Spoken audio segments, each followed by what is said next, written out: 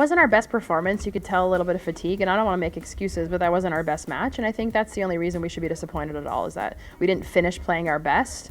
But really, as a team, I think we've elevated our level of performance, not only physically but mentally, over the playoffs. So we have a lot to be proud of there. I think this whole weekend, it's a very mentally and physically taxing weekend.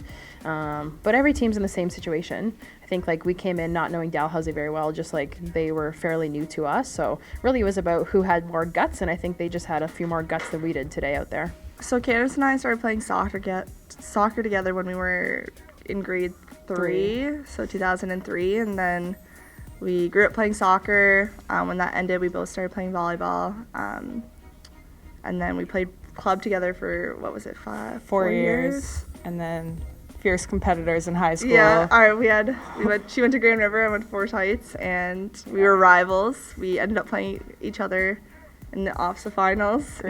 Grade 12 year. Yeah.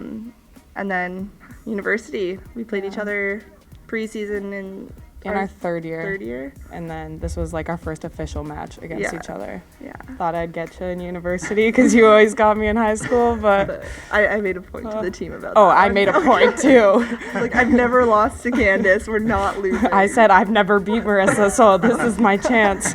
No. But I think though, like this year or today's game was just like a closing to club, everything, our athletic careers everything together. So it's pretty cool. I feel like I can't look at her when we're losing. Yeah. I can't. No. I can't. I see her looking at me and I'm like, nope. staring, but no, there's a few times on in service, warm up.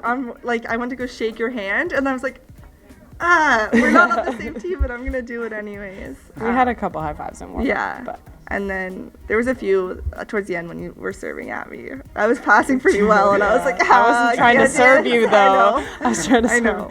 I made a point, though, to pass them. I mean, last year we had this ongoing joke because we were ranked 11th, like literally the whole year, that we were top 11. It was U Sports top 11.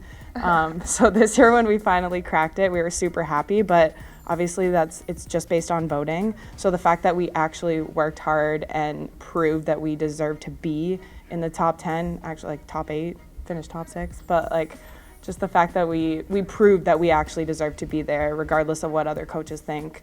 Just our talent was good enough to get us here. Last year, they wanted that so badly, and we had a lot of success this year, and I think you almost take for granted how successful our year was because we cracked the top 10, we maintained ranking in the top 10 throughout the entire season and even through the national championship. So there were so many firsts this year for our team, making it to the OUA final, being ranked in the top 10, and then making it to, as this group, our first national championship. So some pretty big milestones achieved.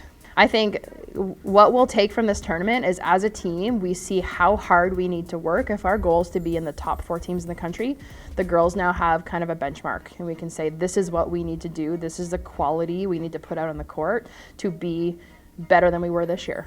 So that's a very important thing we can take from this tournament. Certainly getting some out-of-conference competition again for us. This year we traveled to Vancouver, we traveled to Europe just to play some teams that are going to push us in a way that some of the OUA teams maybe aren't. That's definitely going to be in the planning phases soon as well.